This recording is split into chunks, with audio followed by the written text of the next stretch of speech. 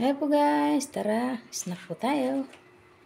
Ito po ang aming munting snackan ngayon. Ayan, pero hindi na rin snack, pwede na rin po. Pwede na rin po itong pananghalian. Ayan. Kasi ano na po kasi, tanghali na. Pero pag nagutom, pwede pong kumain ng kanin. Ito po guys ang niluto ko na. Ayan, repolyo na may sabaw. Ayan, tapos nilagyan ko na konti lang na miswa. Ito yung aming tinitindang cheese malunggay pandesal. Tapos may itlog, ayan. Tapos ayan. Masarap po ito guys, itong aking nilutong repolyo. Ang sahog po niyan, nagyan ko lang siya ng chicken cube, sibuyas, bawang, luya, paminta, tubig, ayan lang po.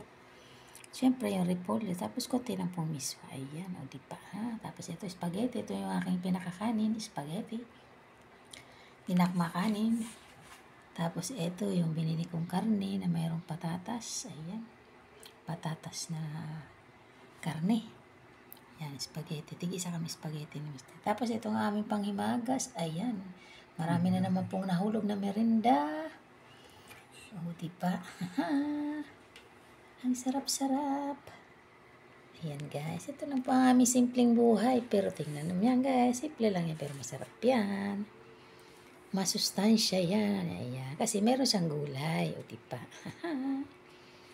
At yung tinapay, ang tinapay namin ay mayroong malunggay at cheese. O, diba? Sarap.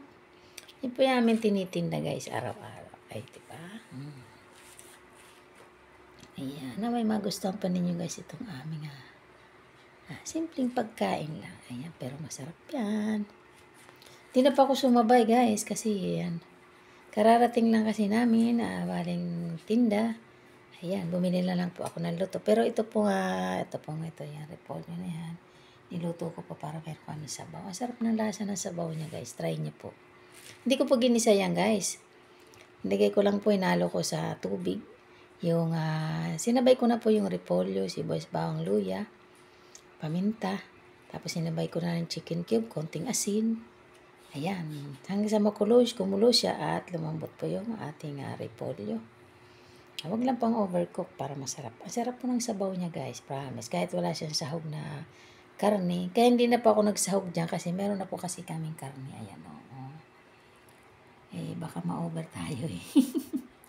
Meron pa kasing karne saka itlog. Ayan. Kaya hindi na po ako naglagay dyan ng sahog. Ayun na lang, pinakasabaw lang po namin yun guys. So, diba? At ito ang aking pinakakanin, tinapay at spaghetti. Ayan. Hindi na po ako hindi na po ako nagsaing. Pero pag gusto naman magsaing, pwede naman. Magsaing na nga. Bumili ulit ng ulam. Para mamaya. Pero okay na po sa akin to guys. Ay, diba? Try niyo po magluto nito. Ang sarap-sarap po niyan. Ayan. Ayan. Promise guys, kung malit yung budget, repolyo lang. Ayan. Polyo, konting miswa, sibuyas, bawang, luya, paminta, chicken cube. Okay na. Depende kung gusto nyo ng pork cube or shrimp cube. Pwede naman. Hindi na lang pa ako magbabanggit ng brand kung anong ano yun. Para na po kaya ay gusto nyo kasi commercial na yan eh. Kaya naman kung banggitin ko, yan. O diba? Alam niyo naman po siguro yung mga pampalasa. Ayan. Ayan. Maraming salamat po sa inyong lahat. Thanks for watching po sa aking mga videos sa aking YouTube. Nawalis, hindi po kayo magsawa. At salamat po sa subscribers at sa mga magsusubscribe pa. Thank you so much po. Ayan. Ay, magustuhan pa ninyo aking mga video guys. Di po ako nakapagluto kasi alam niyo naman po, busy ako sa kalsada sa pagtitinda ng aming pandesal. Araw-araw, pandesal. Umaga't hapon, pandesal. Yun lang pang aming tinitinda. Umaga't hapon, pandesal. Kanina po sold out ang aming tinda sa umaga. At mamayang hapon po ay magtitinda naman po kami ng pandesal ulit. Pero konti na lang. O, diba? Oh, ayan. Ayan, ayan, ayan. May magustuhan po ninyo itong aking mga videos. Ito yung aking ulam. Ayan. Ayan. Diba? Konting tipid-tipid lang tayo at budget-budget ng pera para tayo ay hindi maghirap. Napakahirap kasi guys pag walang pera. O diba? Kaya pag mayroon tayong pera, konting tipid-tipid lang, budget. Ayan. Importante kumakain tayo. Mahalaga kasi yung sa araw-araw na pangailangan. Diba?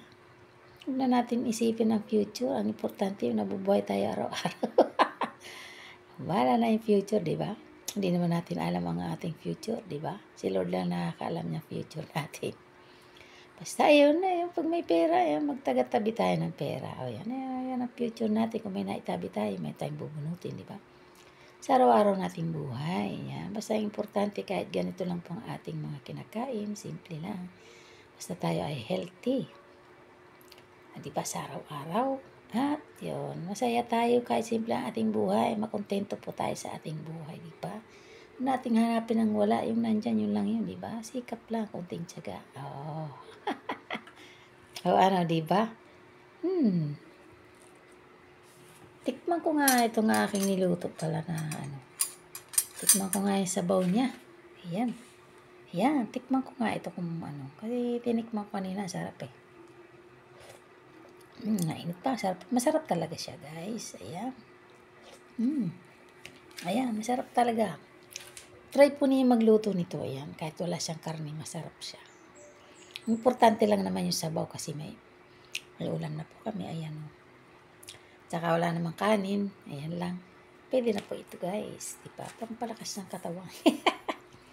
Importante kasi may gulay tayo sa ating katawan, diba? Kasi pag puro tayo karne, isda, ay nakakasama rin sa ating kalusugan yun. Pag sobra ka naman sa isda, ay sabi nga nila magkaka-uric acid ka.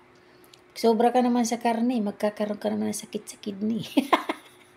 O, diba? Ganyan lang yan, oh. Kaya dapat balance lang. Oh, may karne, may gulay, ayan. Sa kanin, konti lang naman. Dapat, pag masyado marami sa kanin kasi, ayan po ay nakaka blood sugar din. Pag sobrang taga, ay dami.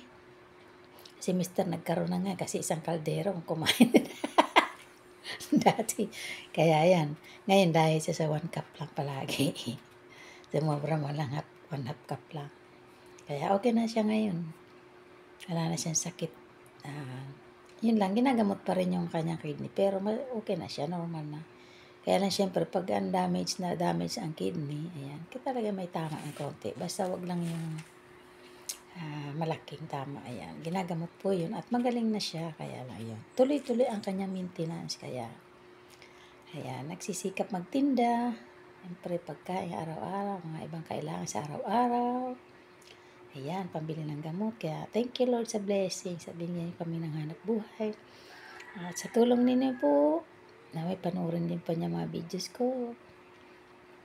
At please subscribe din po sa aking channel. At yun po, panoorin nyo rin po ang mga videos ko. Marami po ako dyan para naman po ay ma-monetize na ako. Ayan. At para ma-enjoy sa pagbablog. Ayan. At siyempre, para kumita din kahit konti. Pero ika nga, weather lang yan, di ba?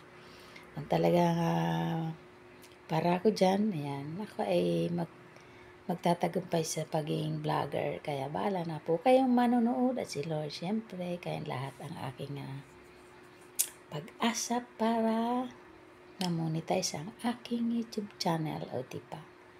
Ayan, o diba? Marami naman po akong mga dyan, mga luto na mga niluluto ko pa talaga siya. Ayan, matututunan din po kayo sa mga luto ko dyan. Marami po. Mga simple nga lang, pero masarap naman. Sabot kaya ng iyong bulsa. O diba? Thanks for watching po. Don't forget to subscribe, click notification bell para lagi po kayong updated sa mga videos ko. O diba? Thank you so much po. God bless us all and love you all guys. Thank you. Bye-bye. God bless us all.